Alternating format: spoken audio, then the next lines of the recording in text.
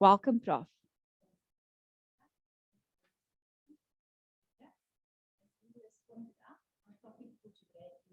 Why the English Home Language Curriculum and Assessment Policy Statement, which we call CAPS, will not improve our learners' reading comprehension. And this paper is a joint paper by Prof. Winberg, Maryna de Lange, who's our PhD student, and myself. Maryna cannot be here today because she's teaching full-time, and I'm presenting on her behalf. Thank you very much. The outline of this paper is, first of all, I will talk about the real world problem that we address. Then I will focus on the research question and the focus of the study. I will look briefly at the methodology and why semantic gravity was selected, what were the findings and what were the reflections. So the real world problem that we're addressing here is that in South Africa, learners really battle with very low reading comprehension skills. And in many tests that are done nationally, this has been found to be a huge problem. The Curriculum and Assessment Policy document for home language students in the intermediate phase dominates our teachers' classroom practice. And that is what they have to use in their planning, in their preparation, and in the application of knowledge in the classroom.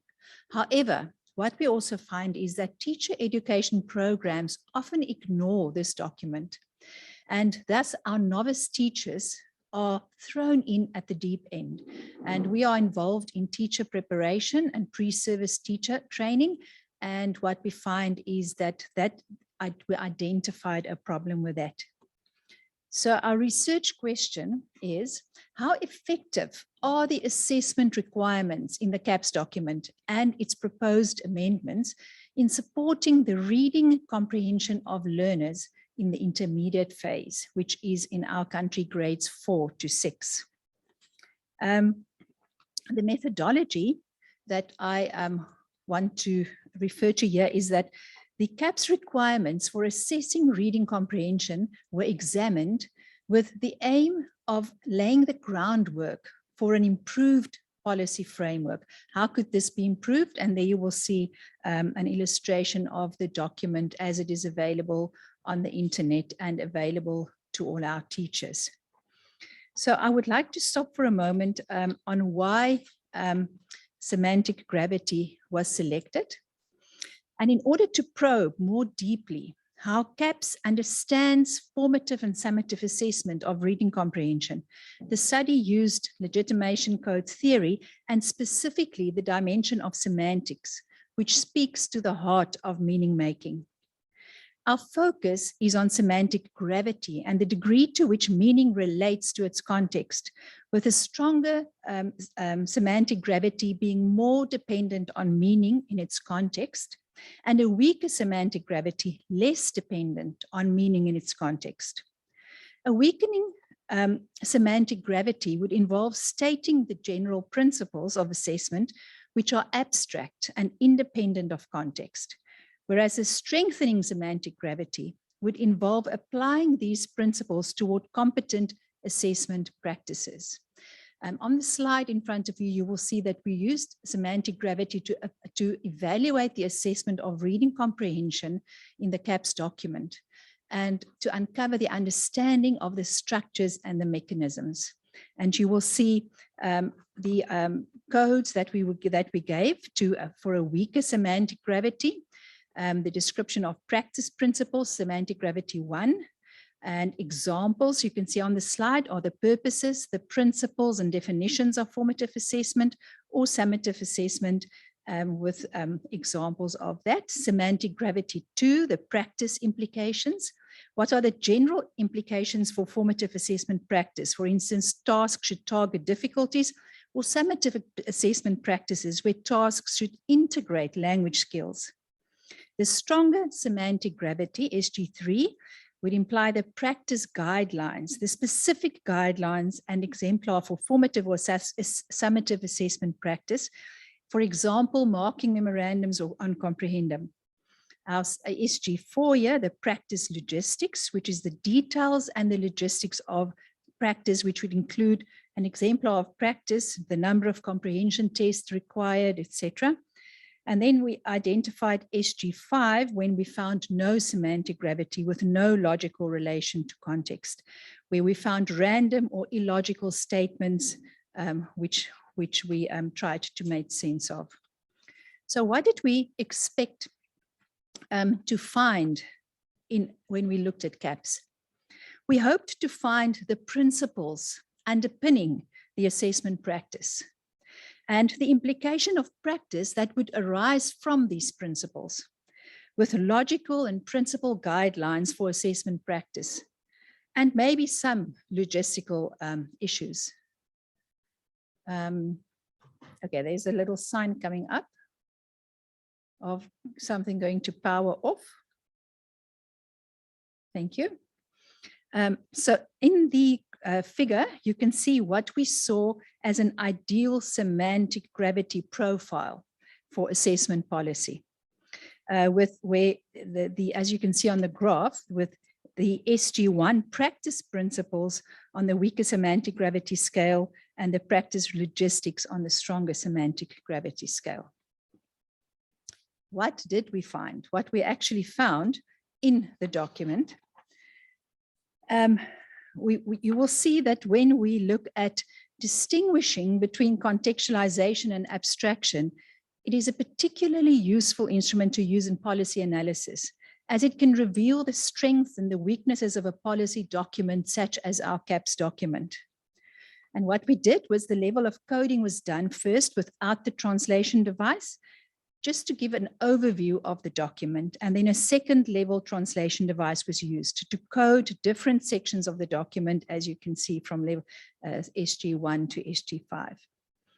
And as I've said, what have we found or what did we not find? With the missing principles of assessment practice. Maryna goes on to call this the missing middle. And that missing middle also refers to the gap between what is happening in the classroom or supposed to be happening in the classroom and what is happening at the higher education institution where the pre-service teachers are being prepared. The requirements of practice were given, but they lacked clarity. There wasn't much clarity on this. And unlogical and unprincipled guidelines for assessment practice was provided. And we didn't find some logistical issues, but many logistical issues. As you can see in figure 2, the semantic gravity profile of comprehension across the curriculum and assessment policy statement document shows that it was all skewed and not as the ideal graph, which we would have wanted to find. In our reflections, we found that there was a lack of logical progression from principles to practice, and that is the main cause of a policy failure. Underpinning these principles are implied in many of the instructions given to teacher. For instance, very vague instructions such as regular feedback should be provided to learners to enhance the learning experience, without much clarity on what regular feedback would be, what is regular and what is feedback. Language learning is a process. To a novice teacher or to any teacher, that can be interpreted in various ways. None of these implied principles are explained or referenced to research or cross-reference to the many requirements for practice. So the teachers are unlikely to understand why particular requirements are placed on them, and learners are unlikely to attain reading comprehension outcomes. If there's not even consensus amongst the teachers on how to teach, how will the learners really succeed? Worse than this then, again, is this gap between what we find the pre-service teachers are being prepared to do and what the teachers might be expecting from these new novice teachers. Ladies and gentlemen, that is in short what our study is about. Maryna's in the process of writing up her findings, and we look forward to the final product. And in conclusion, I want to mention that under the leadership of Professor Winberg, we wrote an article, Maryna wrote an article with Professor Winberg and myself, which was published last year. And this is called Why the English Home Language Curriculum and Assessment Policy Statement Will Not Improve Learners' Reading Comprehension. It was published in the Reading and Writing Journal of the Reading Association of South Africa, and the reference is on the slide. And then, ladies and gentlemen, this article was awarded the Best Research Article for 2021. And this was awarded at the LCT4 conference in 2021, which was unfortunately an online conference, and we were not able to attend that.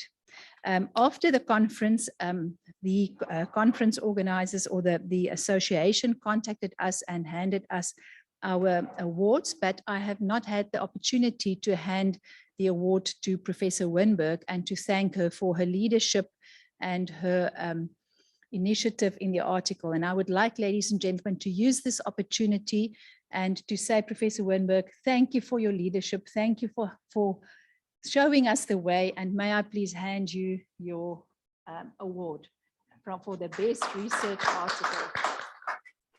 Thank you very much. Gosh, that's gorgeous. Thank you. Thanks, Hannelie. So we've had a little impromptu award ceremony here, and I'm very glad to have it. I'm going to put it on the wall in my study. So thank you. I think just to come back to the paper, come here. I think one of the reasons why the editors like that is because for those of you who are not South African, learners' writing comprehension is well known. We sort of come last in the Pearls international assessment. So that's well known. And it's also quite well known that the CAPS documents, that's these curriculum and policy statement documents, are not helpful. And there've been many articles sort of decrying the weaknesses in these documents. These documents are not helping. It's going to, and people are coming at it from all over. And what semantic gravity actually helped us to do was to tackle the document in a completely systematic way and to develop a kind of a language for understanding why is it that this policy document is not effective? Why is it not effective? So everybody was saying, yeah, you can't do this in a policy document. You can't do that. It's putting so much burden. They got to assess every day. One of the things that we didn't show, what might have been useful, is to show that graph dipping down into the illogical area, because there were a lot of non sequiturs, things that absolutely made no sense and that seemed to be sucked out of someone's thumb and that had no substance in research or any kind of sort of empirical study, like the practice of daily assessment. The teachers have got to assess daily. Where does that come from? So what does it mean? And the burden that it puts on teachers. And then the fact that academics all hate this document and they won't engage with it. So we hope that our article inspires more academics to engage with these CAPS policy documents. And I must say, some of them are very good and helpful, but we focused on this particular one at this crucial stage of childhood literacy development. And we hope that academics will engage with them more so that they can give students strategies for how do you deal with a policy that doesn't make any sense whatsoever, and how do you kind of try and maintain a sort of ethical and informed, research informed practice when your policy is going in the opposite direction. So I think there needs to be a lot more engagement by academics with these documents. And to reach some consensus. Yes, thanks. And now you can take the other difficult questions. I'll just refer them to you again, Prof. Thank you, Lisa. Thank you so much. I have two questions. One from Rita. I've seen your note, but I will first take the question from Carol and then Ian, and then I'll read Rita's note. Carol, you can go ahead. Great, thank you so much. Thanks for a really interesting study. I was just interested, I guess my question is about what we sort of feel is the purpose of a policy document. I mean, I get what you're saying, and I think it is problematic that a lot of it is unclear and not very helpful, and also that they're not those kind of assessment principles. But then I also kind of think, well, if a policy document now starts to put in principles, does it then not become a pedagogical document? And is that really the role of a policy document? It's one of those tricky questions, I guess, about how much do you put into a policy document in terms of the background and the thinking and the principles? And is that not the work of initial teacher education? Yeah, so I guess just a question for me to think about. Obviously, a policy must be coherent, and I think exactly it shouldn't be, as you say, having so much focus on kind of technical and logistical stuff. But I guess it was just a question about how pedagogical should a policy document become, because then it becomes too long and then teachers still don't read it. So it really is a challenge, I think. And I was interested in one of the statements that you made, that teacher educators largely ignore the CAPs. And I was wondering what kind of data you had to support that. Because I think in our university at UKZN, that's not the case. So it might be quite an interesting study, and maybe you've done it, to look at exactly how teacher education educators, what do they do with the CAPs, and how do they work with it with teachers? So, but thank you very much for an interesting engagement. Thank you. Very, very good comments. And I agree with you. I do believe that there should be some consensus, though, in a document. And I hear what you say about it not being a pedagogical tool, but especially in our country, I think there needs to be some standardization so that people are on the same page. The question on why do academics ignore the CAPS document, maybe I can hand over to Prof. Winberg for that one. That was in our data. Yeah, that was in the data. That was in the data in our sample that we used. That was definitely the case. I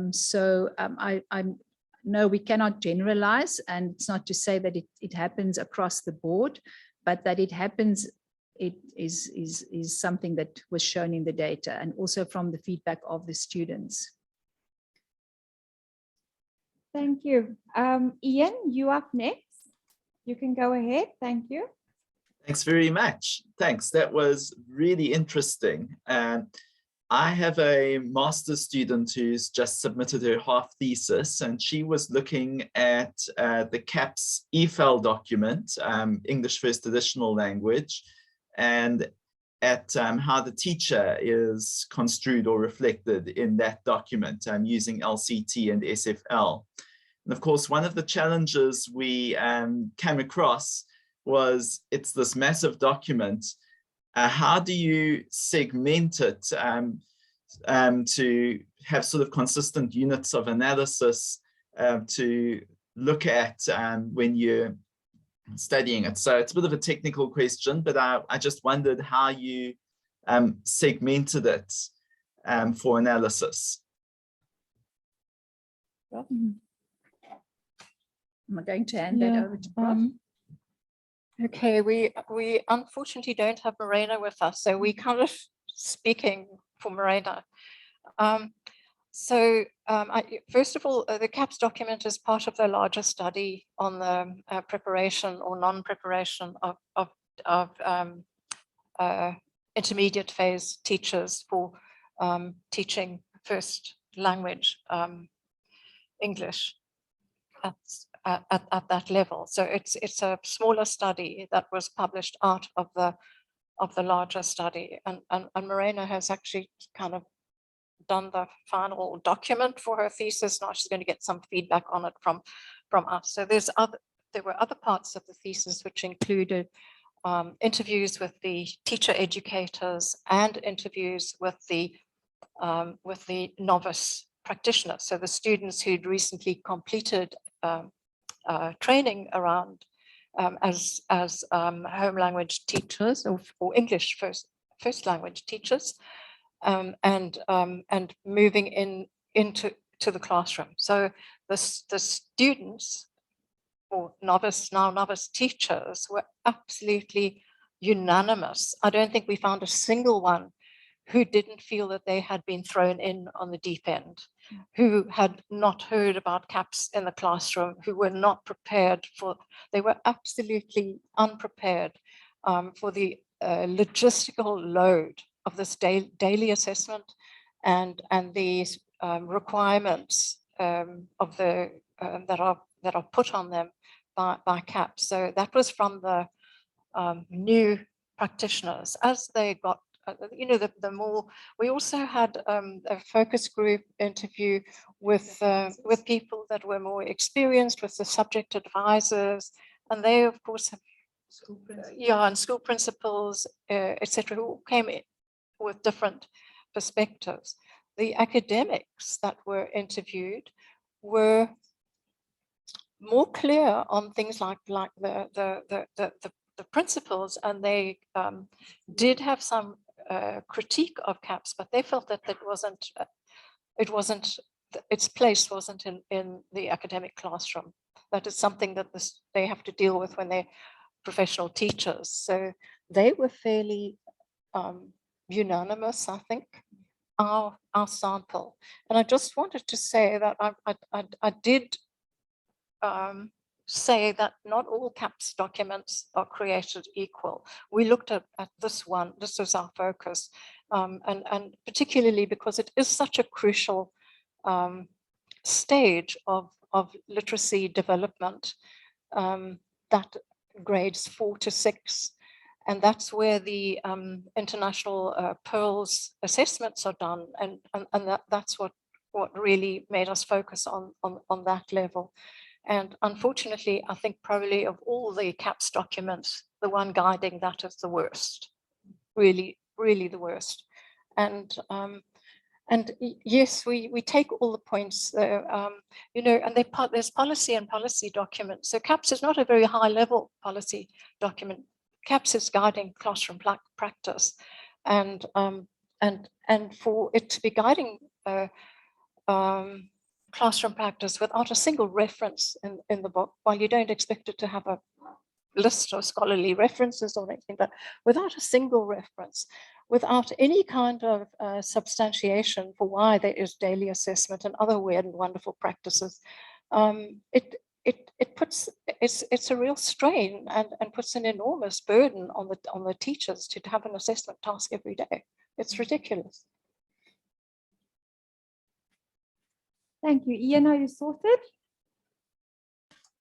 Well, I'll have to look up the published version as well, which looks very useful. Thanks very much. Thank you. I now hand over to John in the room who wants to ask a question, and then I'll come back to Rita. Just grabbing to what they are used to, and then just pick and choose within the CAPS document to survive. That is my experience. Yeah, that's a very good comment. That's very true. What used to work, something that worked. Yeah, and that's then very they true. just pick and choose what.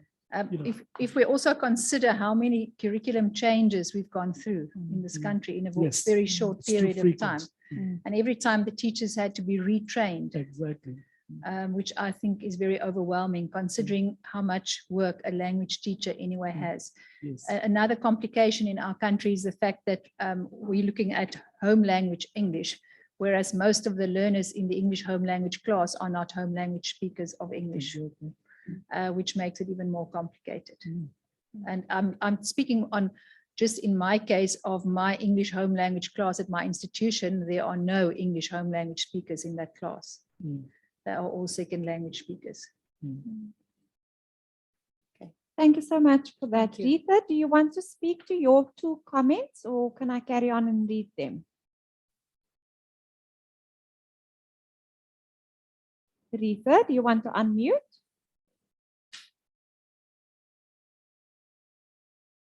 Okay, so she said it's ironic that the lecturers in the English department where I work feel that they should not be teaching reading comprehension because school teachers have the experience to do this, while university lecturers lack training in this area. And then a second comment, I've been thinking a lot about how it might be possible to use LCT tools to build pedagogical practices that provide more overt strategies for teaching reading for meaning. Axiological constellations and semantic condensation seem to me to be tools that could potentially be useful. Can you respond Very to good, that? thank Very you. good comment. Thanks for that comment. Yes, and I agree. As a lecturer myself, I know how I battled to build a link with the Department of Education so that I could attend the same training sessions that the teachers are getting. So it feels that we are hardly ever on the same page. Yeah, even though the Department of Education here, we've built up a good network now so that we can attend some of those training sessions. But every time that the training changes, it feels to me that we as lecturers are then one step behind again. And we are not on the same page. And we are sending out students, and then subject advisors come back and tell us that they have to retrain our students, which I think is very embarrassing for us as lecturers to think that our teachers cannot walk into the classroom and start teaching. And that is what we're still trying to address. But it's a work in progress. Thank you. Prof, anything from your side? Conclusion? Thanks. Thank you. Thank Thanks you, so Lisa. much. While we're getting ready for the next presenter, I just want to read a few comments because I'm the only one seeing the chat. Rita, I see you back. I note that your internet connection, it's all good. I've read the comments and we've responded accordingly. Thank you. So I just want to read to the rest of the team in the room while we get ready for Prof. Winberg, who will talk about there's a machine on the team preparing students for Industry 4.0.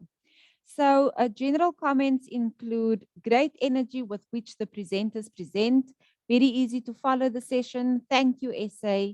And then another comment, thank you very much at Team Engelhills. Well presented, so easy to follow. Great stuff. So well done, team. I now hand over to Prof. Winberg. Thank you. Okay. Hello again, everybody. I'd just like to acknowledge my partner. I'm Chris Winberg in the Professional Education Research Unit at CPUT, and my co-author is Simon Winberg, who is a senior lecturer in the Faculty of Engineering and computer and electrical and computer engineering at UCT. And we've co-authored many papers in engineering education. And he's here in the audience and available to answer any difficult questions. Okay, so to move on, an overview of the presentation. A little bit of background, not too much on the digital transformation of professional work. And then specialization we used as a tool for the analysis of our data and for designing the study, and kind of try to explain why we use specialization, a little bit about the research approach, and then findings and conclusion. So the paper is about professional skills. What kinds of professional skills are needed? Are they the same professional skills as in the last century, or have they changed because of the nature of rapidly changing nature of work? So for many of us, we've experienced just how rapid that change has been as we've all pivoted online during the pandemic. But of course, the digitization of work happened some time before that. In fact, the term in Industry 4.0 was coined at the Hanover Fair in Germany in 2012 to describe these new ways of working in cyber physical systems. So where there is digitization, partial or complete digitization of work, automation, use of robots, machine learning, artificial intelligence, etc. And some of the studies, I'm not going to sort of summarize the literature review because it's a bit too long.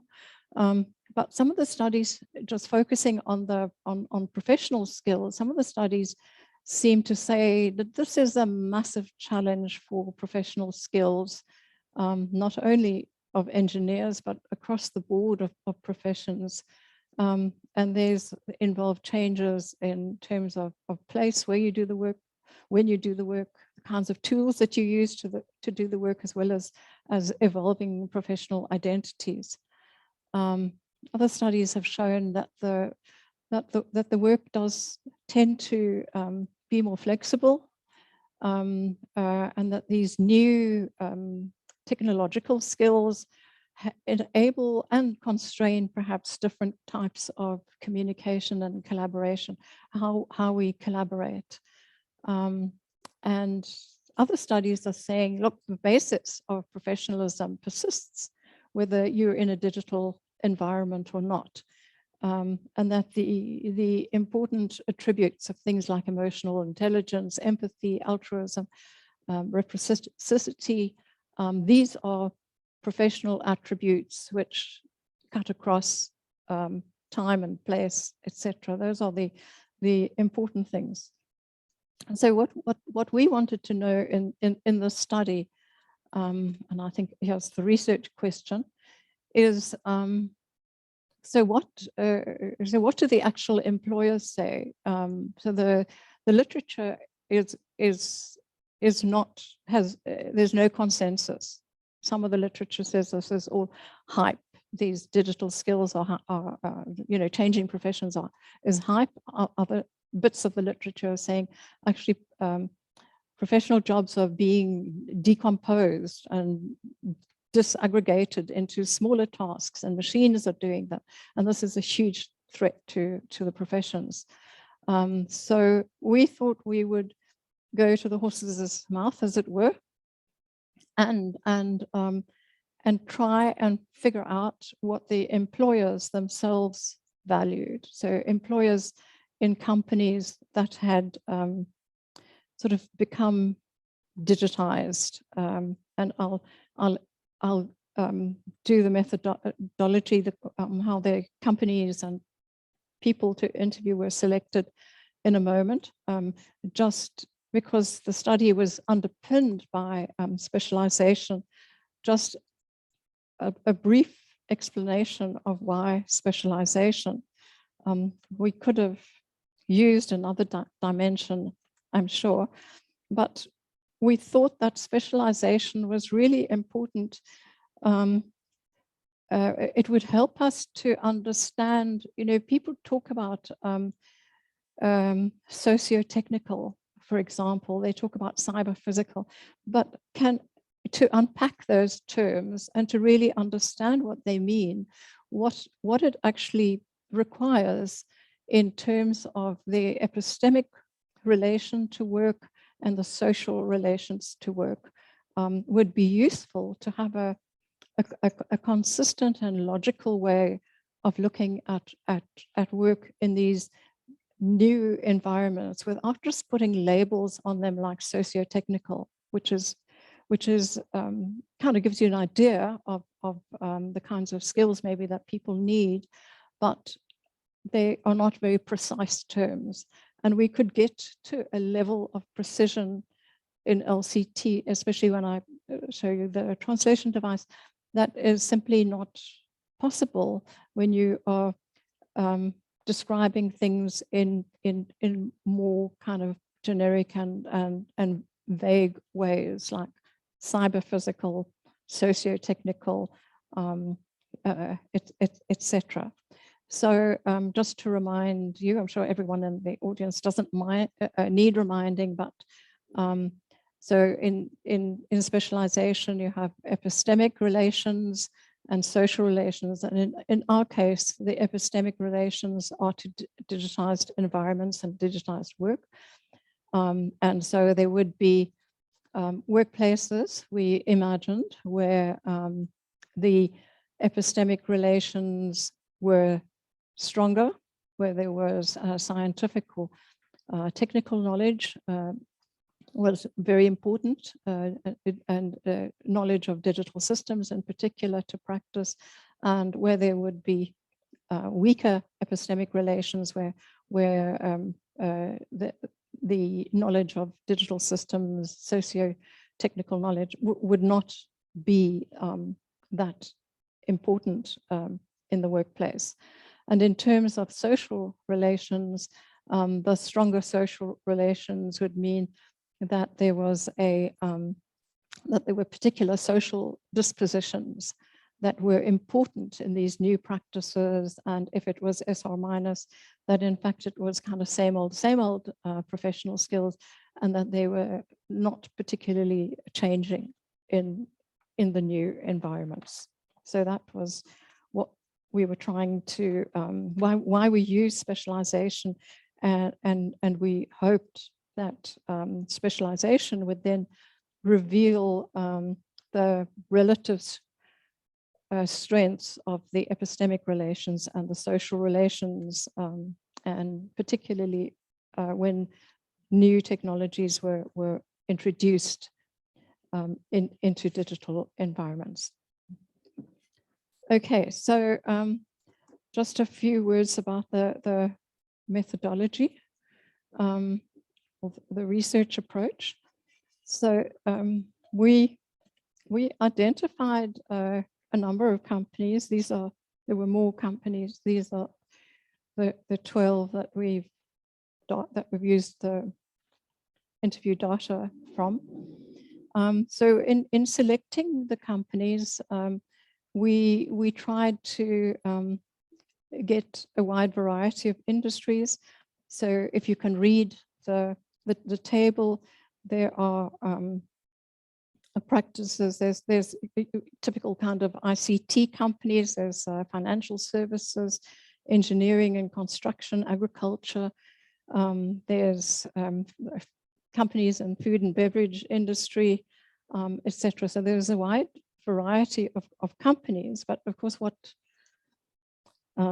why they were chosen is because they were all had strongly digitized. So I don't think there's any company that is 100% digitized. There's always gaps in the digital continuum, but they were strongly digitized. A lot of the way in which goods and services were offered were through digital means. We also try to get a balance between the global north and the south. Also, startups versus more long established companies that have been around for a long time and had started the process of digitization, as well as new digital startups. And then we kind of found people in the companies who were involved in recruiting new employees, such as HR managers. So with the exception of a couple of the small companies, we didn't actually interview the very sort of high level company owners. It was more the sort of managers who were responsible for new recruits. We also tried to get about a gender balance amongst the interviewees. And so these are in the literature called elite interviews, because these interviews got to be short, sharp, focused, because these people are busy and time is money and they don't want to give you much of either. And so we had to make sure that we basically had two questions to ask them, which is the main question was, when you hire new employees for your company? Are there particular qualifications and skill sets that you're looking for? And also then we had we used a lot of prompts and follow-ups, and then we asked them, what do you think higher education should be doing to ensure that graduates are employable in your field? And used prompts again. And then before closing the interview, we asked them if they wanted to add anything. So there were, the interviews were around about, some of them spilt over into an hour, but most of them were 20 minutes to half an hour. Okay, and they were all done on Zoom, and we had ethics clearance for the project, and everyone gave their permission to be interviewed and for the interview to be audio recorded, and the audio recordings were, the transcripts were anonymized. And that was what we working from, although we did, as researchers, we knew which company was which. Okay, so that was the methodology. So so to jump to the findings, and if there's time, I think there is a bit of time, I can give you some kind of idea of the data. So dealing with the epistemic relations first, we found, the translation device and the empirical data are always in conversation and are always changing. So where we are at the current stage of analysis is 3 levels of epistemic relations. So at the highest level of epistemic relations are the,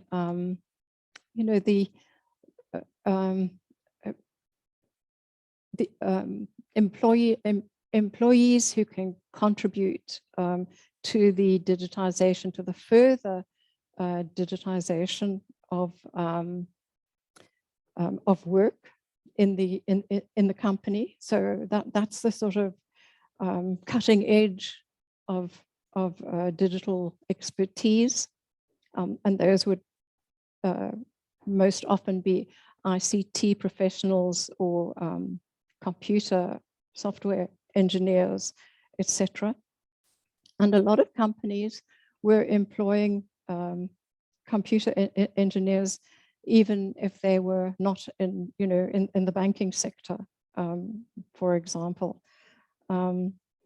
So at the next level, where people were who were able to work in, were comfortable and able to work in a digital environment. So they have sort of mid-level digital skills. They might not be at the cutting edge of development and understand everything about the automation process or whatever company they were working in, but they could adapt and know how to work with these new technologies. So one of our interviewees, Gary, who's a regional financial services manager, explained, we're looking for young professionals who have a strong foundation in the concepts and principles of accountancy and an appreciation for the increasing role that technology is playing in banking. So it's the not clearly you can't employ someone in the banking sector without the appropriate base knowledge. We didn't include that in the ER. That is our ER level 1, but it's the addition and appreciation of the increasing role that technology is playing in banking brings it up to ER 2. And that those descriptions were typical. There were not many of the companies that we interviewed that were employing people necessarily at that very high end. It was mainly, the ICT and the engineering companies, and most of the other companies wanted someone in that mid range of robotic skills. I was looking for this description of ER1 This is from Chandrak, who's in a chemical engineering company. They do a lot of inspections of oil pipelines and things. And for Chandrak, a chemical engineering degree was essential. So that's the level 1. But he also wanted engineers who have knowledge of quantum computing, AI, robotics, real-time data, the digital tools of their jobs. So it's the digital tools of their jobs that is the very important thing at level 2. So while it might sound to a non-engineer like myself that quantum computing, AI, robotics, and real-time data, wow, that's level 3. No, that's level 2. Level 3 is even more intense. So in fact, here was Benicio, one of our employees, says, when it comes to digital skills, I think there are 3 levels, which is where we got our inspiration from. We can say basic, intermediate, and advanced, so that when we employ an IT professional or a computer engineer, such a person should have very high level tech skills. But everyone else we employ needs to have the skills for working in an AI-enabled environment. I'd say that what we're looking for now is really more of the advanced tech skills. So he's saying we need level 2, but we're actually being pushed up into that level 1 of epistemic relations. And many of the employees were also saying we can train them on the specific technologies that we're using, that we will train them, but they must be trainable and adaptable. So in other words, that digital competence is a very core part. So at level 1, it's really more of the core functions of the company with that that might be, for example, in the brewery. So the brewery would employ both brewmasters who know nothing about digital environments, but they're really excellent brewmasters. And they need to be supported, and they need to be brought in there at level 1, and they need to be shifted up a little bit to level 2. So this is an example of an interview from Ivan explaining. So what is important for our company is to combine respect for the old ways and the traditional craft of brewing with a passion for new technologies. The traditional brewers understand the need to modernize, and they appreciate the accuracy that the automated production provides. In fact, they're very excited about that. In fact, in the interview, explaining that the brewmasters are kind of in a little competition with the engineers to see who can measure the quality of the beer more accurately, them and their taste buds, or the engineers and their fancy graphs. But they're excited about the fancy graphs because it's confirming what they kind of already knew. And so the brewmasters are excited about new developments, and the engineers are learning to respect the traditions of brewing under the guidance of the brewmasters. The brewmasters, but what he goes on to say is the brewmasters are the bosses here. They tell us all what to do. So not only the engineers need to respect the brewmasters, they have to actually answer to them. So we're shifting now to the social relation. So at the most advanced level 3 of social relations, which is what we're really interested in, which is how are these professional skills changing? We've got a Karen, no relation to our Karen. Karen, who's the pseudonym for a manager. And interesting that she's a female manager in a building construction company in Sweden. And she is one of the ways in which the digital environment and the automated systems are changing building construction in Sweden is that machine strength has become the norm. People are not using their muscle power, and that's enabling a lot more women, including herself, to come into the construction industry.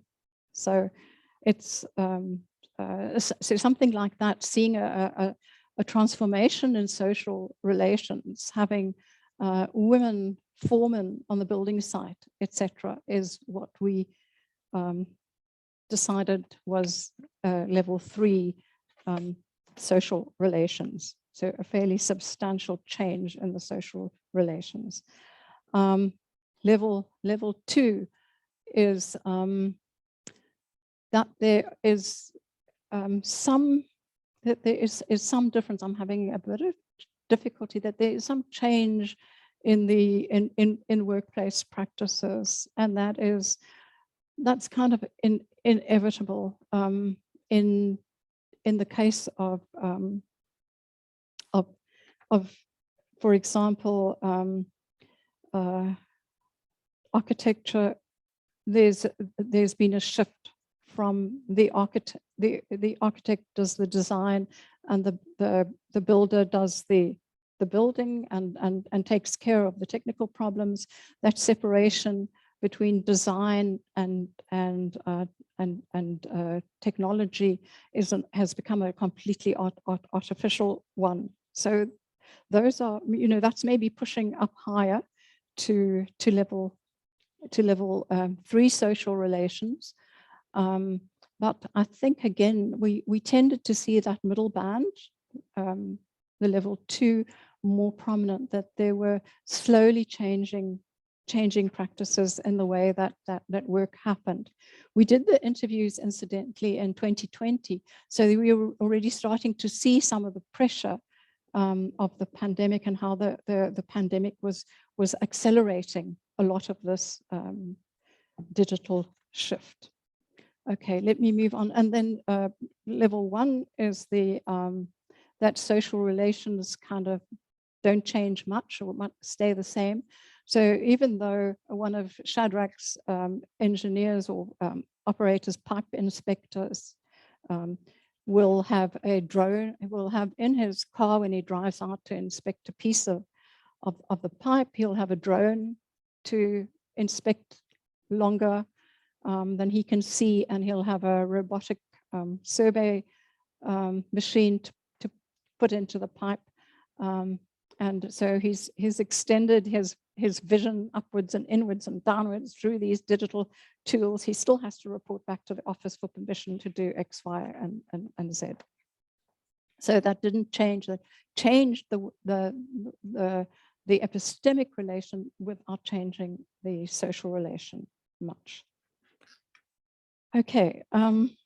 So we on our next, so having identified those different things, we then tried to map them and to see how to kind of unpack this socio-technical thing, to see how did the epistemic and the social relate to each other in terms of new professional skills and practices. So this is, you have to imagine this as a specialization plane. This diagram is a sort of adapted specialization plane, and on the y-axis, that's the one going across.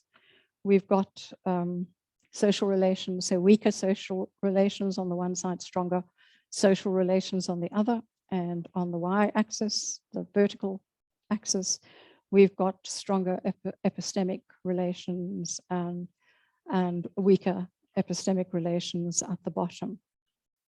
So if we try to look at them in terms of, and what I'm realizing I should have done is put the codes in. You can see that the code is a and there's a mistake as I'm looking at it. That should be a number 3, I think, in that diagram at the top. Oh, my eyesight is leaving something to be desired, so that's supposed to go 3, 2, 1. Is it? Oh, you can see that. Oh, it doesn't. Oh, no, it's time for an eye test. Okay, so so when we have the typical knowledge quadrant, with ER plus, and in this case, ER3 plus, and SR minus. SR isn't so important. We see a what we've called the digital tools of the job. So that's a very deep understanding of the digital tools of the job. On the opposite side of that, in the lower quadrant, so that is a strong, SR3 pluses, and ER minus is respect for the old ways. These are, they're in quotations because they come from our data. It's respect for the old ways. So there are the brewers, and we've also got a classic one, especially in the South African context, or in agriculture, where on a grape farm, the farmer is using robotic harvesters for the grapes, the table grapes, not wine grapes, and they have to be perfectly packaged, which the robotic harvester does. But the farm laborers have got the deep knowledge, the knowledge of the soil, of the ripeness, of is it the right time, when to pick. So the robotic harvesters go ahead and pick, and the people who've been on the farm, who've grown up on the farm and who understand grapes, are the ones who make the decisions about when to release the robots to pick the grapes. And the title of our paper, called A Machine on the Team, is a translation from the Afrikaans of the farmer whom we were interviewing. Said, I can't find that quotation in my paper here, but so she said, our farm workers, they're with us. They understand that we're a little bit weird, and we like to we like to use drones for inspecting the grapes, etc. Oh, here's my quotation. I think the farm laborers were terrified of the robotic harvesters at first, but our team knows that we're always looking for new technologies. They had training in working alongside the robots. A couple of years down the line, they're a lot more comfortable with them. I heard our foreman explaining the situation to some new staff. He told them that, ja, daar's 'n machine op die team. There's the machine on the team, which is translated from the Afrikaans, and they were, yeah, well, no, fine. It's okay. We'll deal with it. Anything you throw at us, we'll figure it out.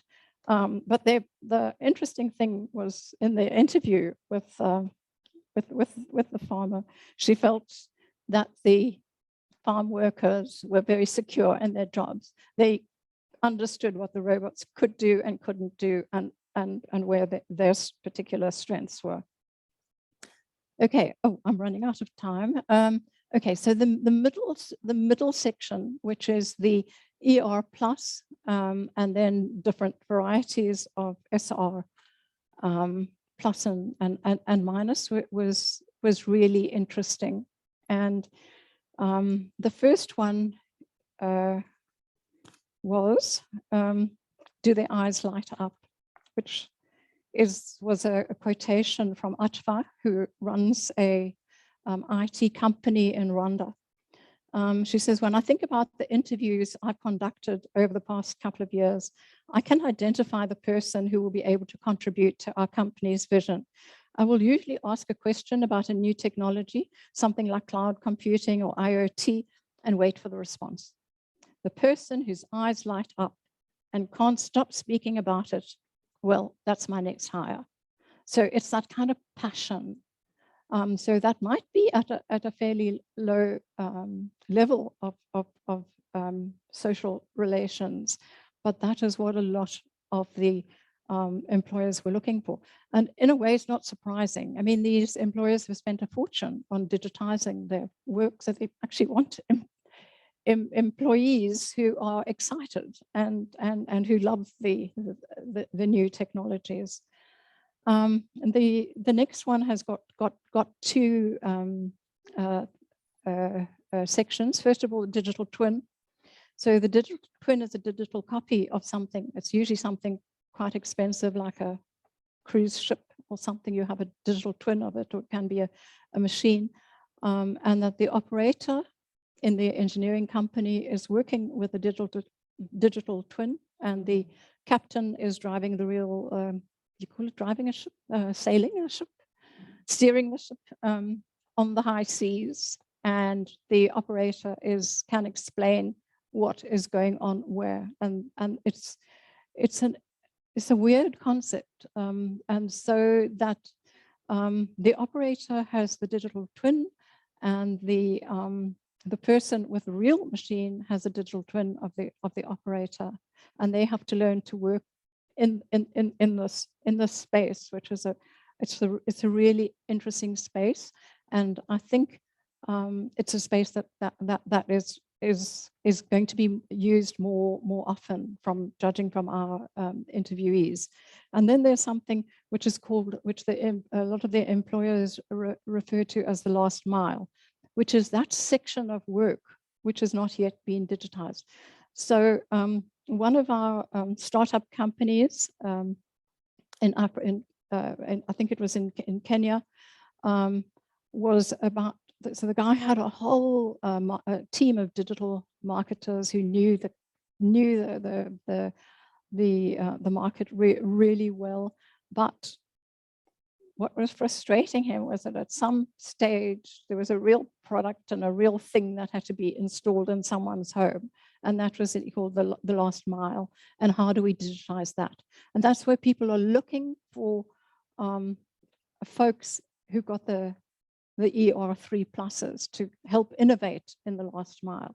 But in the meantime, just as the digital twin switches between real and digital environments in the last mile, you have to be able to switch from a digital to a real at some point, because in the case of this company, the hot water cylinders don't install themselves. So fine, the next one moving along that horizontal is everything is connected. And I think this is probably a better way of explaining the deep interconnections in cyber-physical systems. And one of our interviewees explained that the installation, in this case of wind turbines, is the end of a very long process where a whole lot of people of different skills, different levels of digital skills, of engineering skills, etc. And so what he's looking for is, when we asked, what kind of qualifications and skills are you looking for? His answer is procurement engineers, design engineers, project managers, site engineers who can properly plan and manage installations, and maintenance engineers, renewable engineering portfolio analysts to complete the cycle. We even hire ornithologists because bird observations are very important in wind farm installations. And I think that gives them a strong idea of everything is connected, and that everything is connected is what is driving up the level 3 social skills. So in conclusion, I think what we've been able to do is, and maybe a contribution to knowledge, is kind of trying to theorize more systematically the whole issue of this socio-technical skills and digital environments.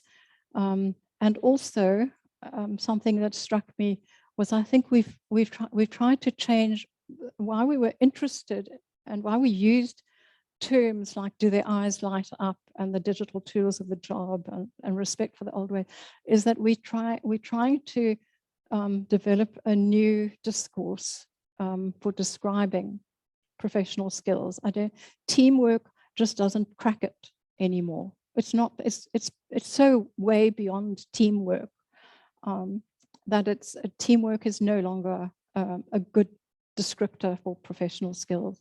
So I think we're trying to push for a new discourse, a new language of description for professional skills and digital environments.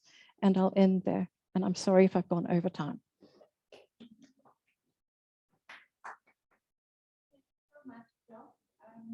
I'm just manning the chat and there's nothing there. But while I have the floor, I just want to acknowledge and welcome the conference organizers. I do see Lee and Carl in the room, so thank you very much for attending our CPUT sessions. Are there any questions for Prof. Winberg? We have half a second. There's Lee. Welcome, Lee. Thanks so much. It's been a delight. Thank you. And congratulations from us on your 20 years of the Research Institute. Thank you. Thank you. Thanks, Lee. Thanks. Okay, I'm handing over to Karen. Okay, so now we move